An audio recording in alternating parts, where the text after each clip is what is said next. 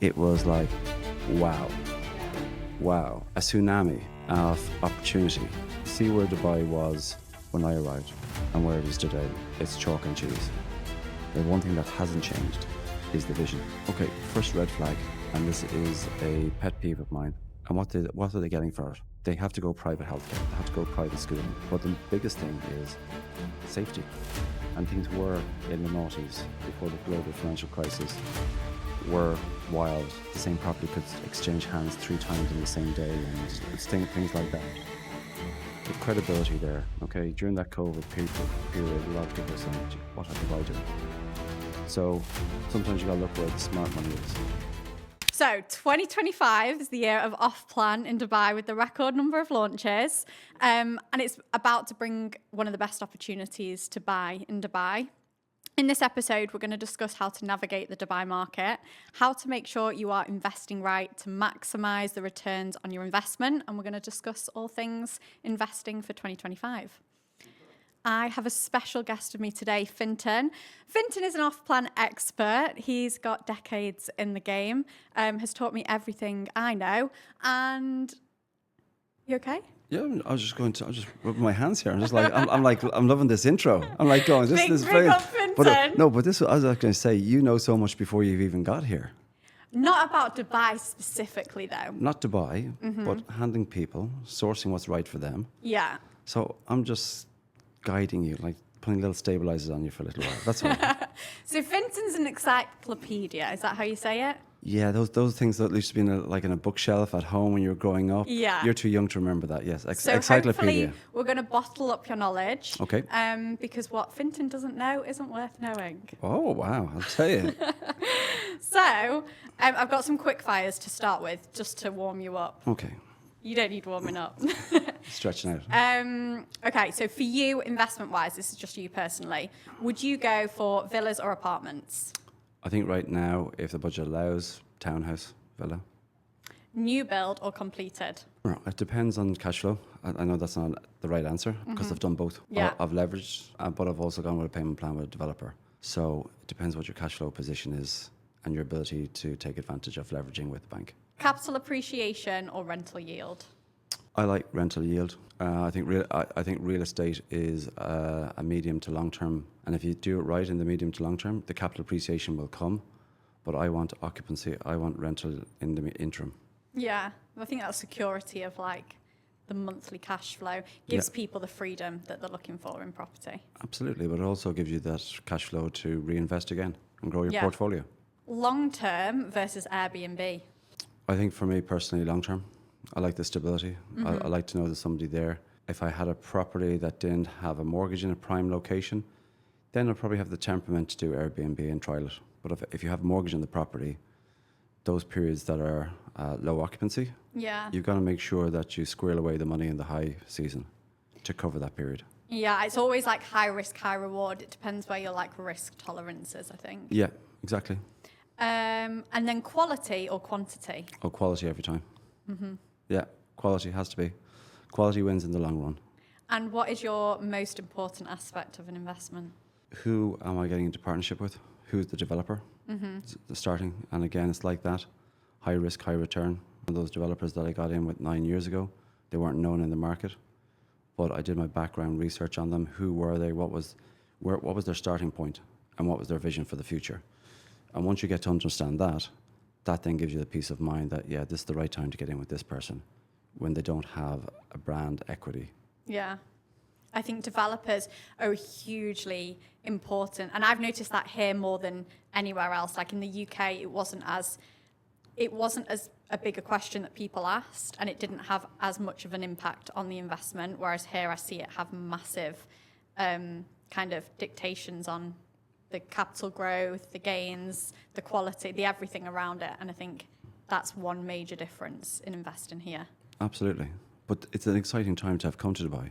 Yeah. We have so many new developers coming in, and you're trying to figure out which ones are going to be the diamond that's going to be the next Ellington, per se, or the next Iman or Imtiaz. These private developers that have come through over the last 10, 5, 3 years.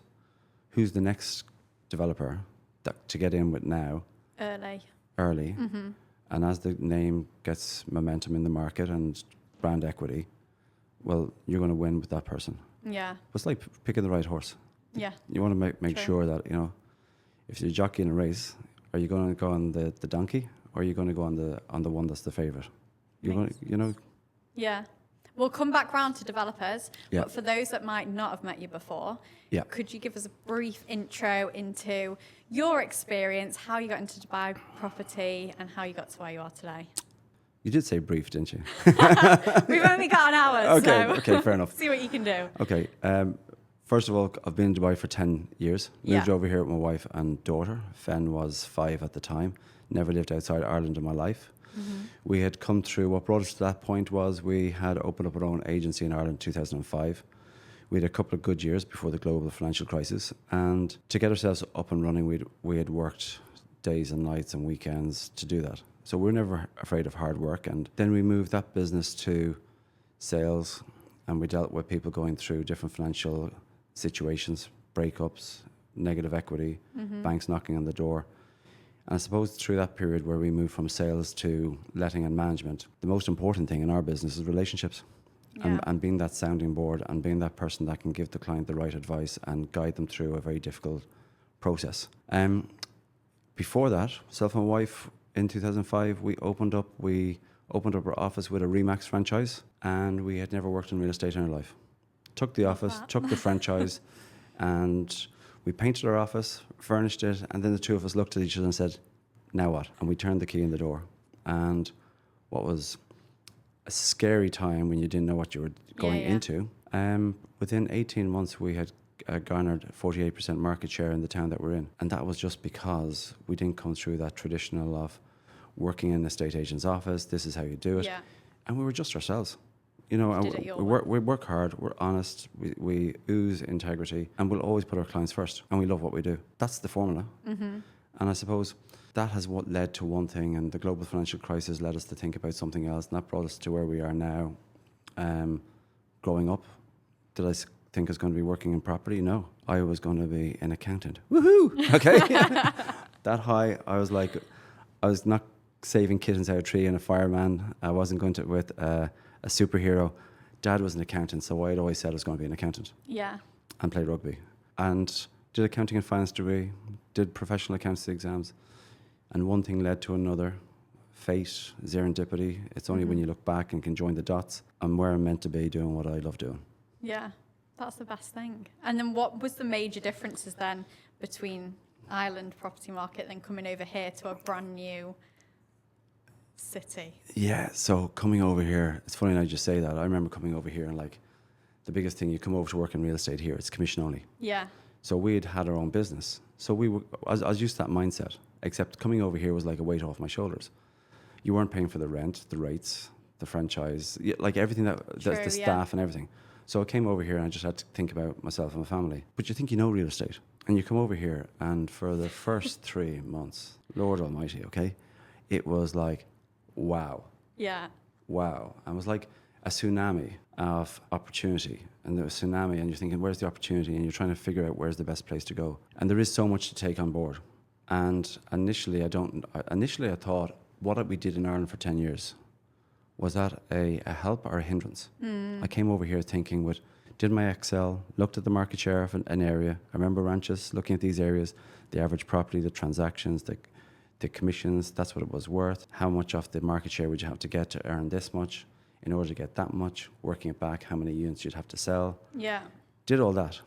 And then I came over here and I was going, wow, okay, it doesn't work out that way.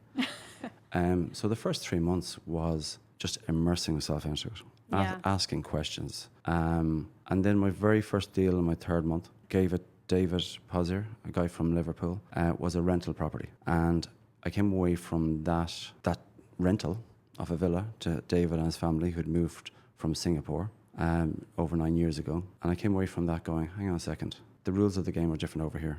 There is, at home we're used to taking on a listing, winning the listing, having the exclusivity.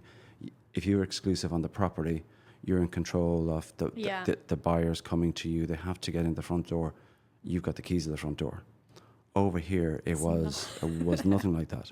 But in that moment, and I think that was probably a very pivotal moment, because had I not done that deal in December of 2015, I would have gone into New Year, 3 months showing up every day, not having done a deal, and maybe the mindset would have been, wow, this is different. Yeah.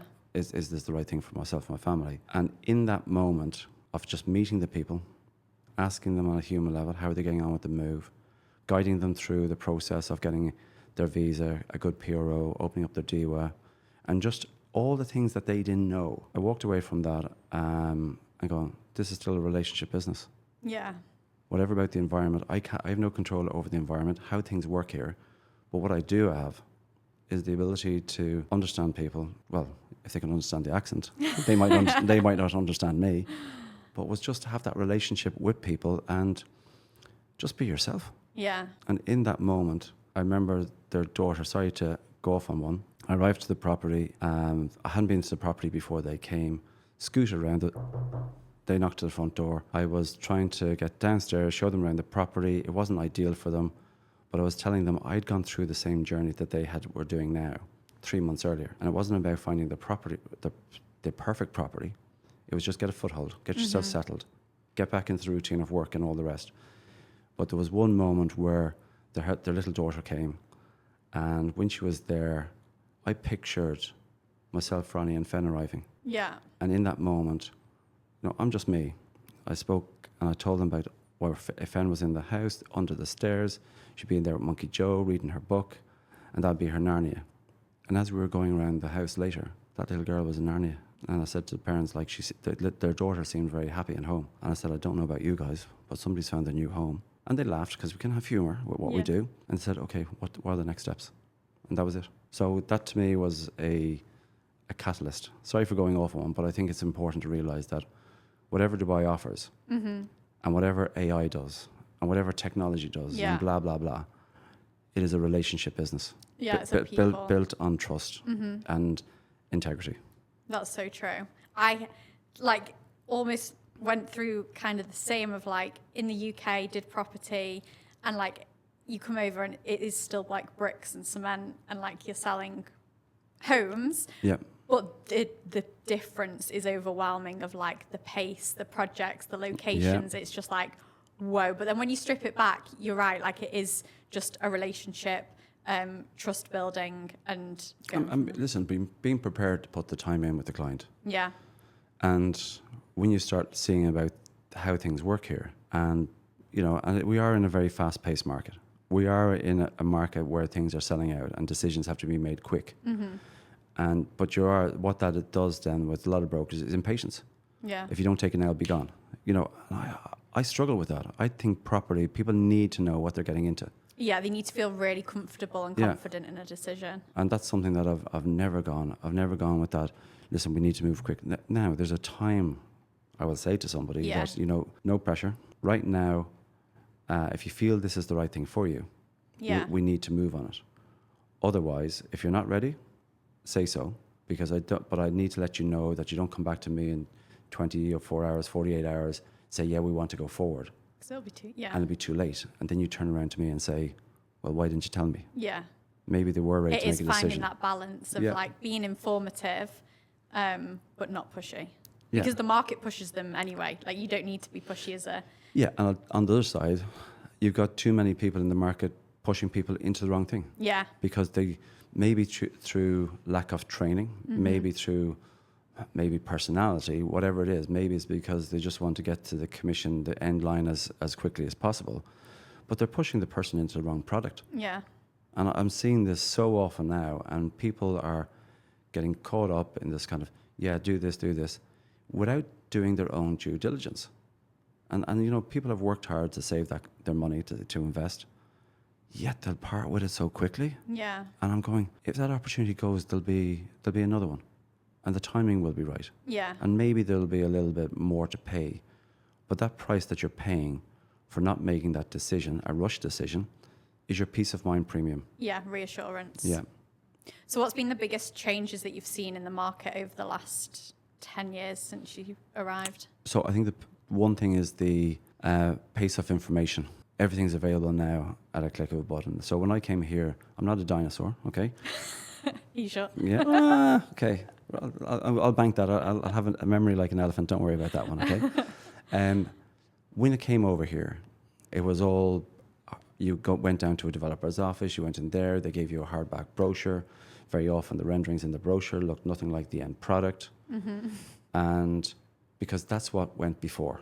Yeah. And developers got away with it. And I remember clearing out my office a couple of summers ago, and there was a pile of brochures and floor plans like that. But there was 3 piles of them. Franny said, will you ever clear out the office? Anyway, now everything's on WhatsApp. Boom, it's got, right? And there's just a tsunami of information coming. I don't know how people can digest that fully. When a brochure was given to you, you looked at the brochure, you put it on your table, you went through, you read it, you understood it, you looked at the floor plans as well. Now people come and they're selling the product without really reading what it's about, what it's offering. So I think whilst it's great to have information quicker, the downside of it is it's not really being digested or looked at. And understood, yeah. Yeah. I mean, if you're looking at a floor plan, okay, your eyesight's better than mine maybe, okay? But when you're looking at a floor plan or a floor plate and it's on the palm of your hand, can you really see the small detail in a kitchen? Yeah, if you zoom in, you can. Yeah. But I don't know. I think it's just it's the time we're in now. Things are delivered quicker. It is a lot better in some regards, because when you were trying to have a hardback brochure and a client was overseas and explained that conversation, it was go to a scanner, put it on the scanner, send it over to them. So yeah, that's the first thing.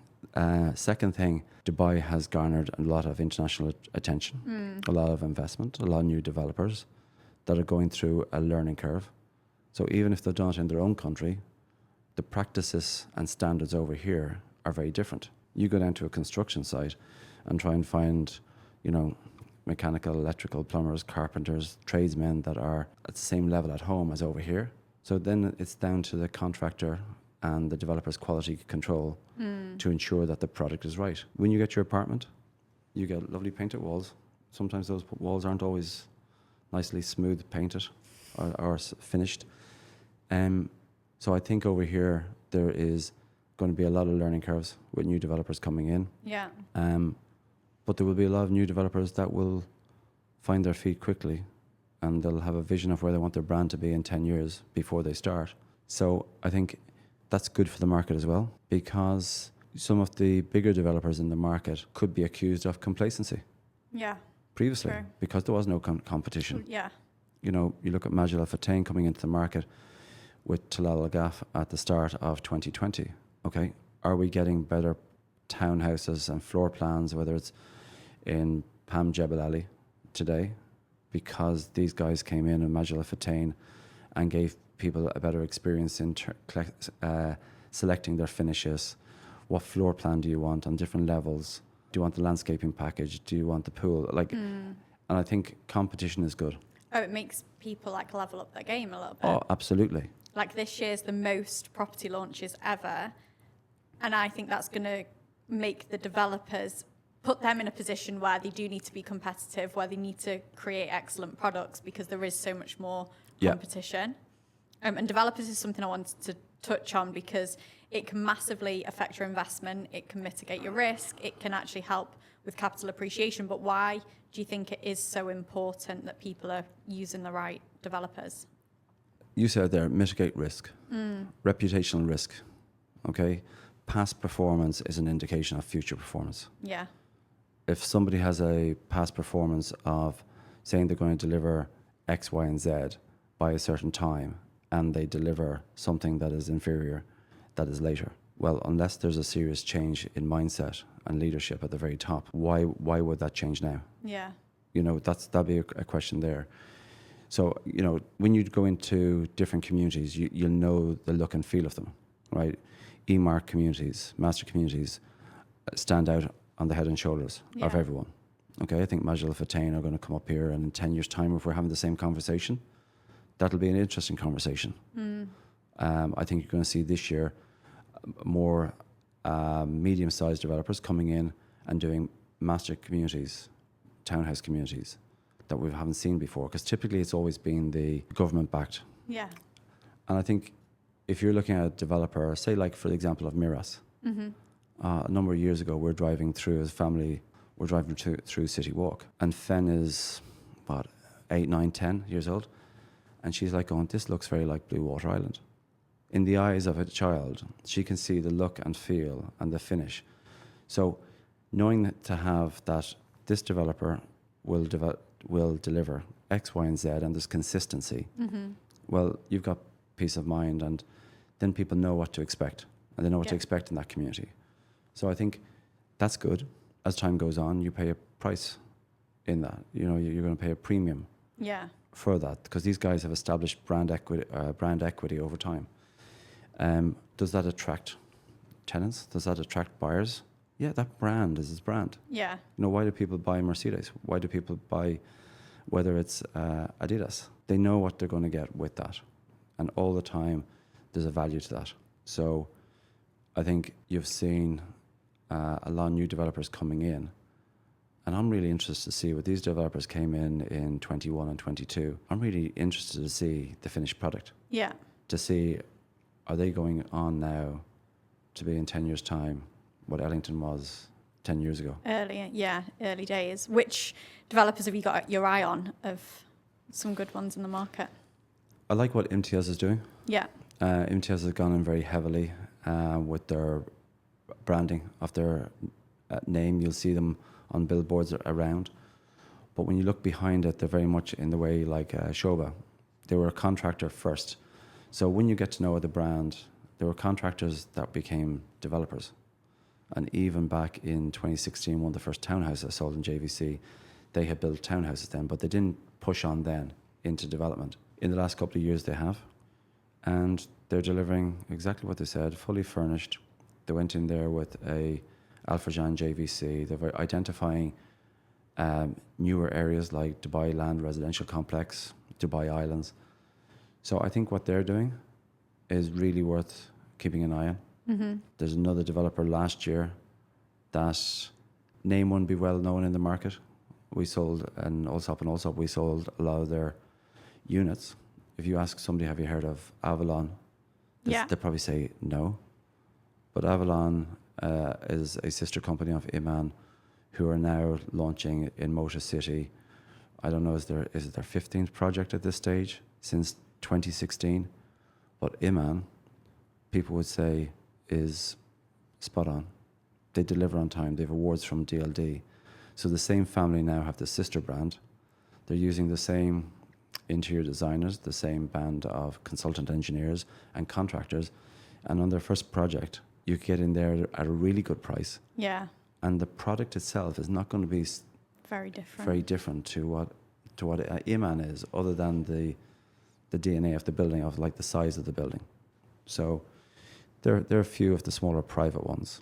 Yeah, it's helpful knowing those insights, and I think that's what international investors can struggle with, because they won't know that backstory of actually those guys are using all the same as those guys because they're a sister company, and this gives you an opportunity to get in cheaper and to get the same level of quality.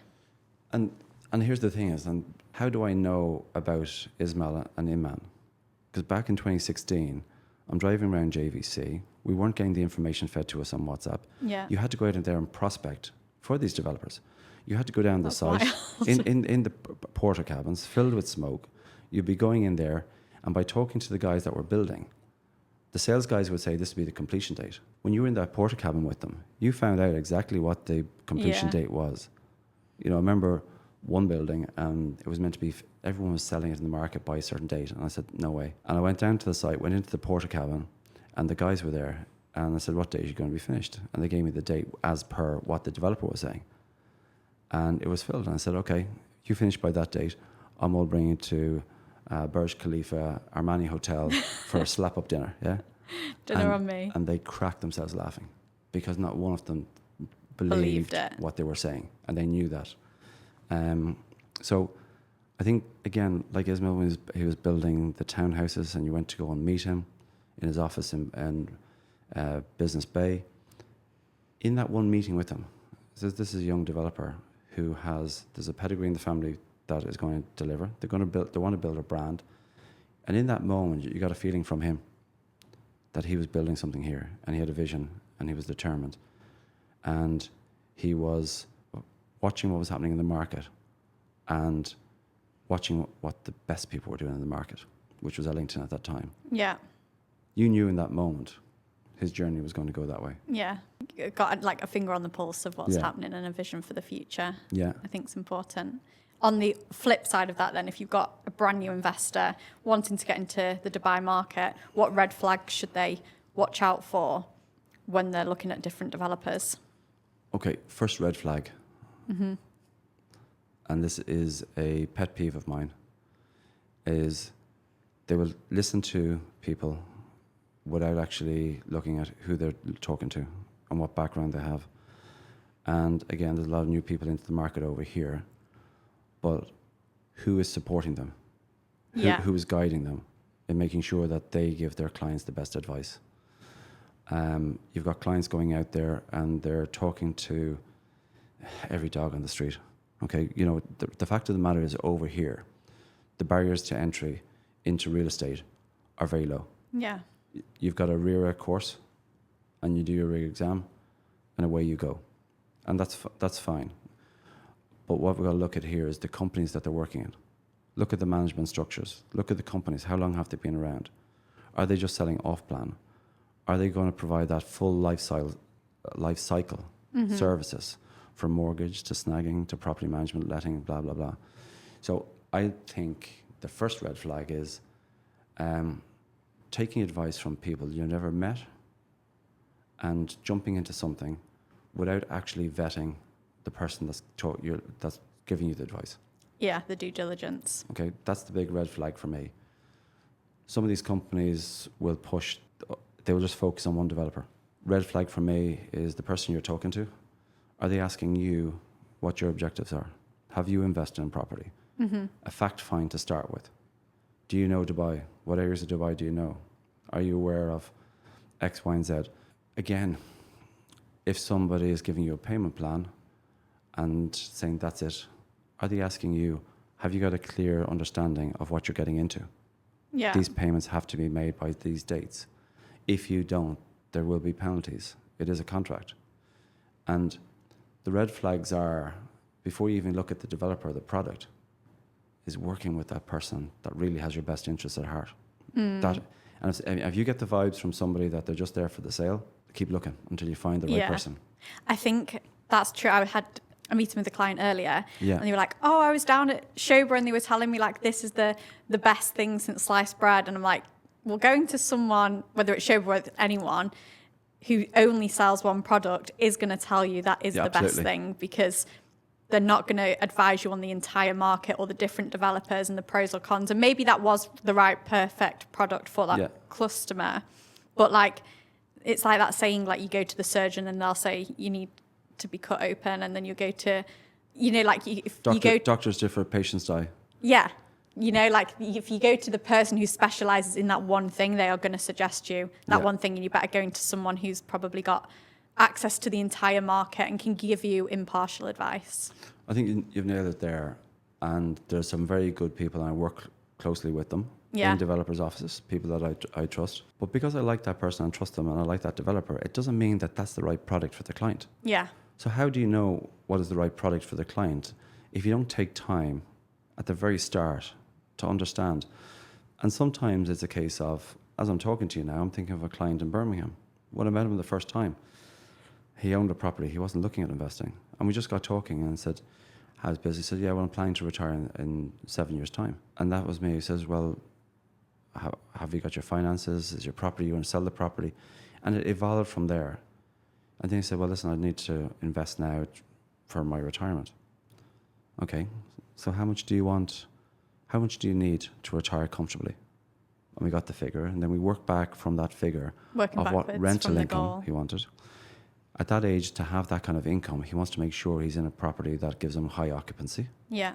So not one that fluctuates or one that's at risk. I think in the market today, they're one of the segments that's most at risk with all this new product coming in that's better than ever before are the older buildings, the buildings that don't have the amenities, the buildings that haven't been well maintained. Again, just going back to your client and finding out the purpose of the investment. At the moment, a red flag, I hate the word flip. You know, I hate it. Because there's too many people flippant with the word flipping Yeah. on buying to flip because somebody else did it and they heard a story about somebody else. And I've heard the stories where people have gone into a developer, they had cash flow to buy one property. And while they're there with the person that's working for the developer, they've said, oh, if you buy this, you can flip this in 6 months' time. Buy 2. And they've bought 3. Oh my God. And that person now has run the risk because they can't flip it. And at the end of the day, there's a good chance that the person working for the developer has never worked in the resale market, doesn't understand secondary, doesn't understand a lot of the dynamics of the market, of when's the right time to resell. Yeah. Okay. And they're telling this person here that they've met for the first time, buy 3 instead of 1. Now, any broker worth their reputation Yeah. will tell them flipping is a high risk strategy. Do it at your peril, but also make sure that if you're going into this, you have the funding in place to make sure that you don't fall in breach of contract with the developer. At the end of the day, it's a legal contract. If you fall behind in your payments, you could go get penalties. Yeah. And if you neglect it long enough, you could run at the risk of default. So the guys that are making the sale that are paid aren't going to go into that side of it, because at the end of the day, they're being paid by the developer. Yeah. So listen, there's some really good ones out there, but equally, there's others, and their job is to push the product. Yeah. Oh my God. The worst thing you can do though is like buy something that you can, and banking on that whole idea of a flip. And then you're in a position where you can't make the repayments, and then you're doing a distress sale. So instead of making money on your flip, Yeah. you're actually having to take a cut because you know you're on the hook for all these payments that you can't afford. Yeah. And then you're back worse than you started off at. And in those situations, Yeah. when people make bad decisions because they haven't done their due diligence to start with, they will never look in the mirror and blame themselves. They'll blame the market, they'll blame whatever, the environment. So I think there are a couple of things that people need to start with before they even look at a product, a developer or an area, making sure they're maybe with somebody that can actually, even if they don't have the information, source the data. What's the future supply coming into the market in this area? How will that impact the resale value? How will that impact the occupancy levels within a building? Yeah. And again, it's not a case of having too much information and too much, but where somebody says, this will give you a 7% ROI. On paper, that sounds good, but is that sustainable with the supply coming into the market? Yeah. Like the whole Yeah. picture. Yeah. Another point then that you kind of touched on is like location and how that can massively affect your investment. Obviously, the developer's a big part of that, but location, like in any area in the entire world where you decide to buy, is going to have a massive impact on those returns and what that capital appreciation looks like, what the yield looks like. Why do you think people have turned their heads and focusing on Dubai as a location in terms of, in context of like the global market? That, my dear, is a podcast in itself. Okay? There is, very quickly, see where Dubai was when I arrived and where it is today. It's chalk and cheese. The one thing that hasn't changed is the vision. Dubai's vision is always 20 years ahead. That's what I love, yeah. Okay? You go to other places in the world, they're governed by elections that are every 4 or 5 year cycle. The politicians that are in there, like football managers, they get back in if the results are good. Okay, it's and they end up making some popular decisions that aren't necessarily good for the economy, but to protect their position in government. True. Over here, you have the UAE is formed in 1971. It is such a young country. So therefore, it doesn't have the legacy of baggage and bureaucracy that other places have. So it can get things done quicker. You look at Expo 2020, when that was pushed back to 21, while the rest of the world was trying to go and struggle through positive cases and lockdowns, they were running the world's biggest event here this year. Yeah. People were moving around freely. In that time, they realized that the legacy of Expo 2020 and where they want to get to, they announced the Urban Planet 2040. They're thinking here 20 years ahead when other people are trying to think about the next 24 hours or the seven days ahead of them. Also, in that time, they realized that they need population growth in line with the vision to reach 5.8 million residents and people moving into Dubai, 7.8 million. That's where they want to be. They realized that things have to change. Yeah. The visa reform. They bring in 100% company ownership. Now, while Dubai is doing its own thing here, and then in 21, they introduced D33, which is in 23, the program of events for the next decade of how they're going to become a leading tech, AI, financial hub that the world will focus on.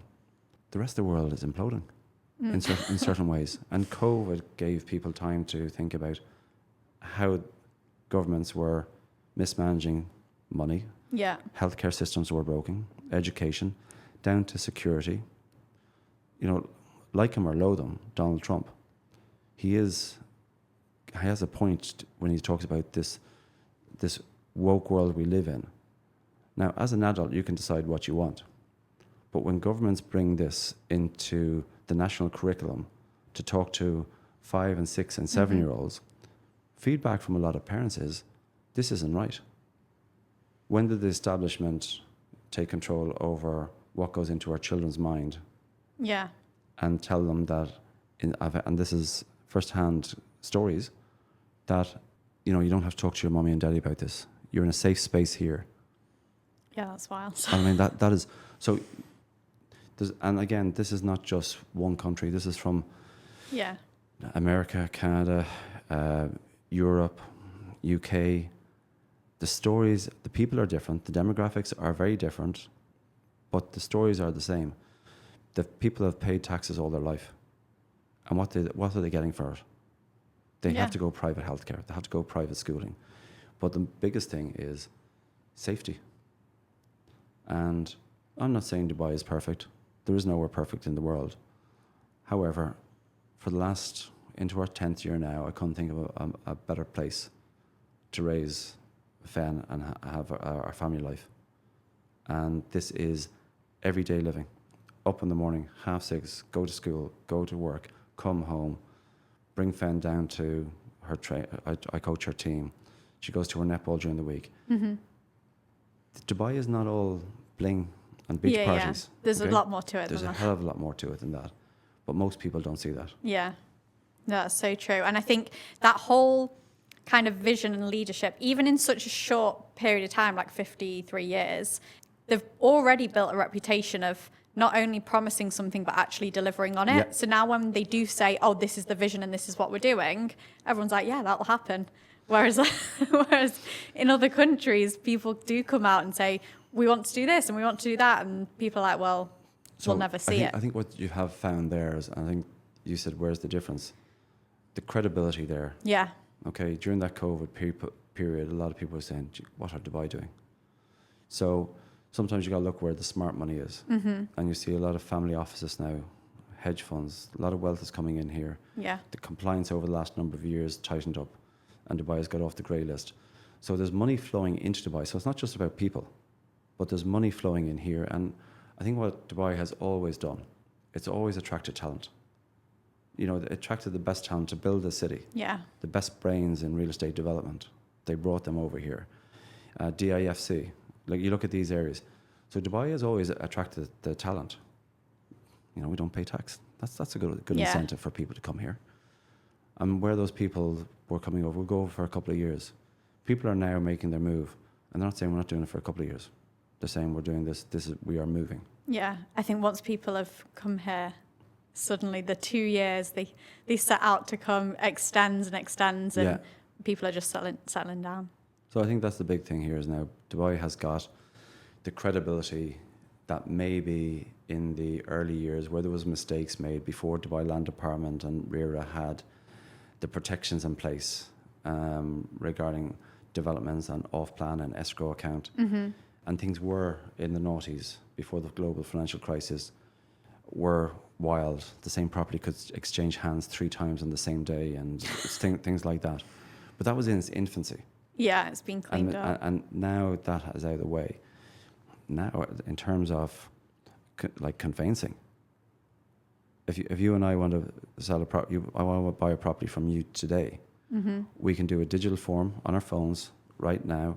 We can go down to if you don't have a mortgage and I've got cash and I can arrange a manager's check, we can literally transfer on that property and ownership. Yeah, that within is 24 hours. Yeah. And the reason for this is Dubai always has to be investor friendly. And real estate is not the most liquid of assets. It's not like shares and put them up there, yeah? The process takes time. Yeah. I'm hearing people at home and in the UK and saying, yeah, we're selling a property, we're just going to sale agreed. It should close and transfer in 3, 4, 5, 6 months. Easily. Okay. So why would you, that would not encourage you to invest. That if you thought there was a good time in the market, I want to exit, that I know I can liquidate and have funds within, okay, I'm after using an example, within 24, 48 hours. It is possible. Yeah. Subject to a couple of criteria. But if there's a mortgage buyer and mortgage seller, it can go to 8 weeks plus or minus. That's, compared to other places in the world, that's pretty... My brother's just completed on one in the UK and it took them over 12 months. Like, wow. It was, I mean, they got there in the end, but like it can just take forever because of planning and legals and everything else. So that is like a huge advantage. And in Ireland, that was the same thing. Sister, I think, was it March? She went sale agreed. I think it was October, off the top of my head, in around that time. Yeah, it is just wild. So the ease of transacting here. But that comes again from visionary leadership. This is what we're doing. We might make there might be a few speed bumps along the way. Yeah. But action is better than inaction. Mm-hmm. And as I said, we've got a system over here that enables transactions to happen a lot more readily. Mm-hmm. So zooming in then a little bit more on the location side of things. Yeah. And investors investing here for the first time, where are the areas at the moment that you think people should be taking a look at and concentrating on? So in prime locations, you're always going to have downtown, Marina, Business Bay, Palm. But again, everyone knows these areas. Mm-hmm. So what I want to maybe talk about is a little bit of the new areas that I see. Yeah. And in line in the Urban Plan 2040, there's 5 key strategic locations. 2 of them are new, relatively new on the map. One is Silicon Oasis and the other is Expo City. Yeah. Silicon Oasis is close to DXB Airport. Expo City is close to the new Al Maktoum Airport. In that corridor between the Sheikh Mohammed bin Zayed Road, which is the E311, and the Emirates Road, the 611, that corridor is a huge growth area for me. Sometimes you don't have to be Einstein and figure it out. Look where the government are highlighting areas. Look where they're investing. They have invested in Expo City heavily. That money is spent. They are investing in Al Maktoum Airport. That is being spent over the next 10 years. Mm-hmm. They realise that the congestion on the roads is a sign of the population growth we're experiencing. It wants to take some of the traffic away from the established areas of the Business Bay, JLT, these business areas, and bring them out so people can live closer to where they work across Dubai. Mm-hmm. So there's like 4, there's Dira regeneration program as well, but if you looked at those areas, they're good areas. But the areas that I think for capital appreciation, your townhouse villas that are short in supply, they're going to happen further out on this belt, on the 311, 611, as we go to Al Maktoum Airport, and as we come back from Al Maktoum Airport back down to Palm Jebel Ali on the south of Dubai. How do we know these areas are growing? We can see schools being built. Schools being built in Mira. There's a new Victory Heights school being built just at the back of City of Arabia, Gaff Woods. So Aldar, Dubai Holdings, Emar, Aldar, Miras communities, Majal Fatain, and as you come back down here towards City of Arabia, You now have a new area going in there. There was a launch this week with Ellington, Belgravia Gardens. Apartments in that area. I love it. I bought one. Huge fan. For a family. But when I look at that community, I see people being priced out in this area of townhouses. But then they want to live in this area close to schools, maybe teachers, young families, and they don't want to live in a built-up area. They want something a little bit calmer, something low-rise. So that whole area there, I'm a massive fan on. Silicon Oasis, look where the money's being spent by the government. Metro Blue Line, linking back up to Academic City. As the population grows, so the demands on education, not just second level, but third level. Academic City is waiting there for this to happen.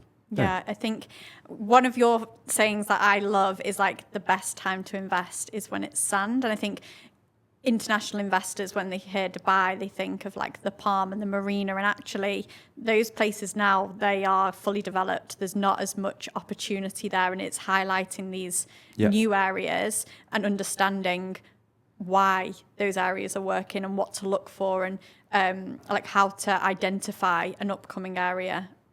Yes, and again, it's depending on the profile of the person. Yeah. Maybe they want something that's more solid, like in stocks and shares. Yeah. One person likes crypto, one person likes a blue chip share. They know it's going to be solid, it's not going to have spectacular growth, but again, nice dividend every year.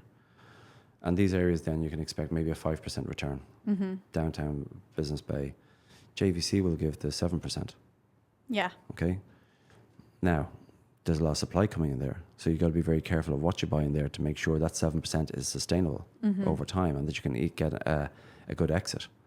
And again, the one thing on that 311, there's the Green Spine program that the Sheikh announced that's going to be 64 kilometres. Again, just follow the news sometimes. Yeah.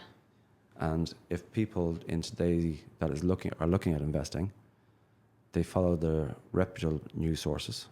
I have a client that I see him on Instagram, and he's liked and he knows who he is if he's listening to this, and he will listen to this. He's liked every story before I've seen it, coming from Arabian Business, Gulf News, Arabian Gulf, ARN News, the developers. So we live in an era of information. So again, going back to anyone looking at investing, surround yourself with that information that's coming into you, that you make your own informed decisions before writing a check.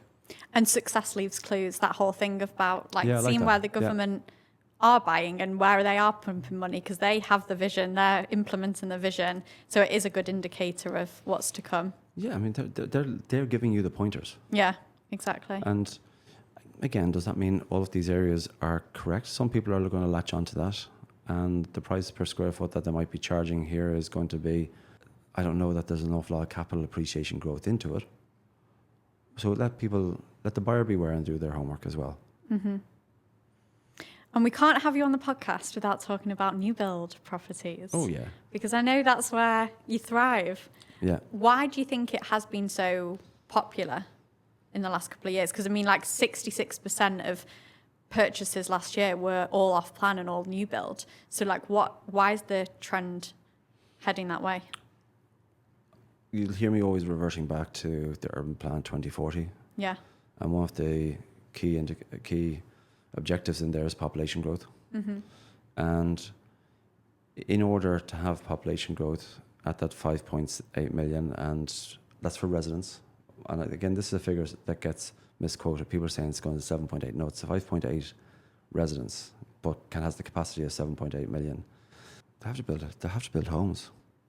They want the economy to get to these different markers in terms of being a leading financial hub in the world to compete with Hong Kong, Singapore, London, New York. They have to build the homes and communities. There's no point having these opportunities.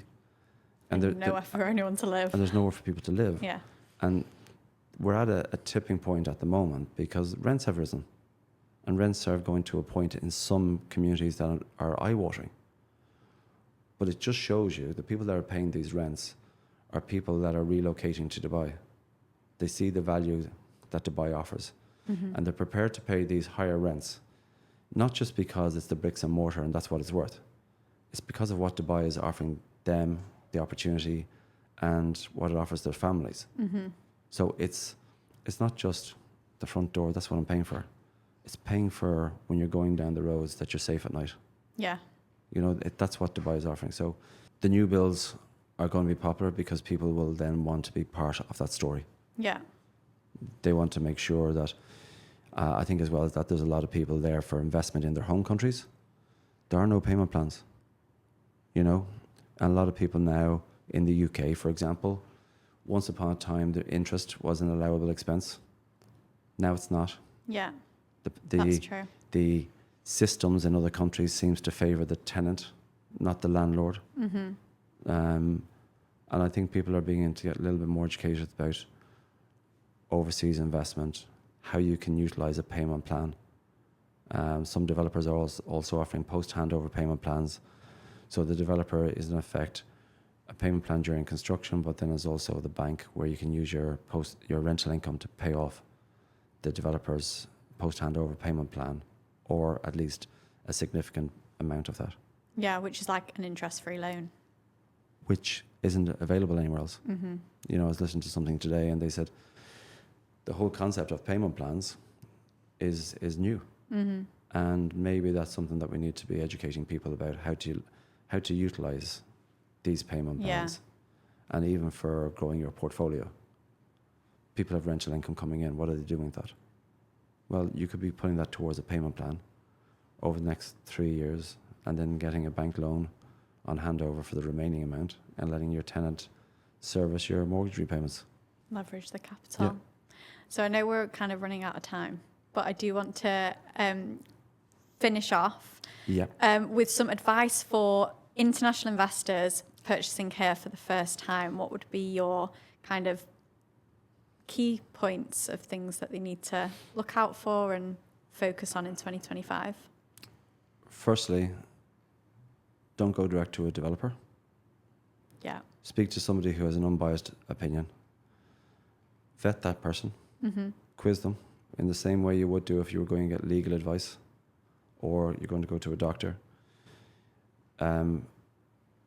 Once you're in that mindset, people say Google and Siri don't listen to us. They do. Every story that comes up about Dubai, being informed about not just the property and what that offers, but about the areas, other areas that we can do a compare and contrast. But before you do any of this, why are you investing? Start with the why. Start with the why. And if it's for capital appreciation, okay, what that means, am I looking to flip during construction? Understanding the rewards. Everyone wants to see the rewards, but not the risks. And having a really good understanding. But start with, why am I investing? Is real estate the right investment for me? Maybe real estate isn't the right investment. Maybe stocks, shares, crypto, whatever it is you're into. But start with the fundamentals and objectives and having a clear picture of that. Share it with somebody you trust. And that could actually evolve over time through conversations where somebody is prepared to spend the time to educate you on the good and the bad. They're not there to sell something to you, but somebody that you can actually feel comfortable with, that is prepared to go on this journey with you. I like that. Amazing. Well, thank you so much for your time. It's been a pleasure. Pleasure was all mine. I feel like we could go for hours. Yeah. But no, that was really, really helpful. Thank you. Well, you're most welcome. And I would say that you've got plenty of people that like, know and trust you already.